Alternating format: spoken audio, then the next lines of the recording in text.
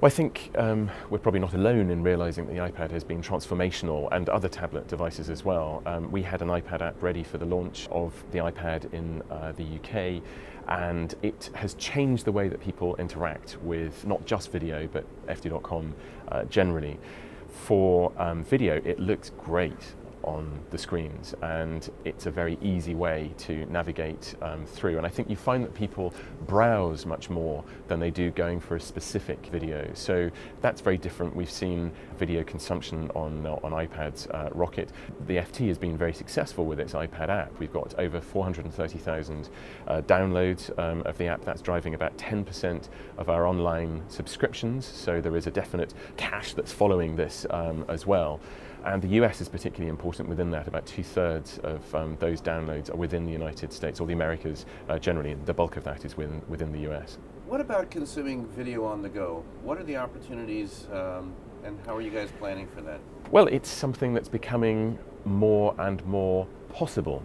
It's been possible technically, my BlackBerry or my iPhone, these are things that you could watch video on, but there are always the problems of bandwidth, and that is something that as Wi-Fi becomes more and more possible in more and more places, whether you're in a coffee shop or whether you're in an office, whatever, you can be using it with Wi-Fi, which is much cheaper, of course, and then bandwidth generally is increasing.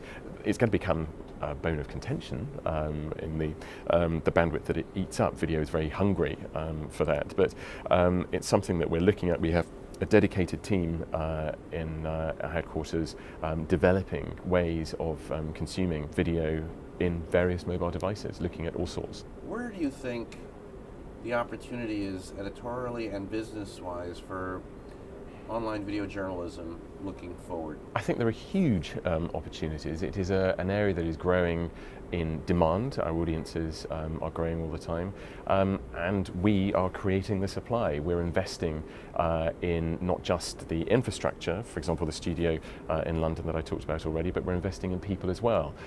We've just hired staff here in the United States. We're going to be hiring more staff in Hong Kong. That's our Asia hub, and we are developing a global output,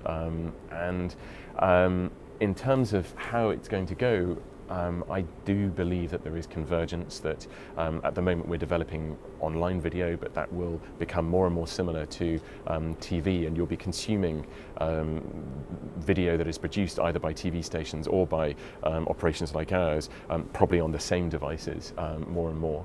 So I think what is important then is what's your editorial voice. That's how you distinguish yourself, and you distinguish yourself with great journalism, with great experts. As I look around the newsroom here in New York, these are the voices and the opinions which people want to hear, and that's what we're helping bring to the audience. There's no direct evidence of a connection between the alleged shooter in this incident and the news media that's now come in for a lot of attack in the last few days.